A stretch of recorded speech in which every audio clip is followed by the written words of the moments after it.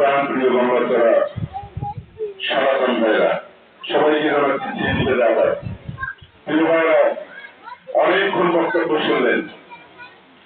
আজকে শ্রীকৃষ্ণের জন্মাষ্টমী। এই শ্রীকৃষ্ণ হচ্ছে আপনাদের আবির্ভাব হয়েছিল আপনাদের মঙ্গলার্থে, মঙ্গলের জন্য নাকি আপনাদের শুভ বার্তা নিয়ে এসেছিল। আজকে এই শুভ বার্তার শুভক্ষণে এই স্টেজে দাঁড়িয়ে আপনাদেরকে শুধু এতটুকু বলতে চাই, দীর্ঘ 17টি বছর আপনারা অনেক কথা শুনেছেন যে আপনাদেরকে একটা সম্প্রদায় আলাদা করে ফেলেছিল এই ফ্যাসিস্ট সরকার।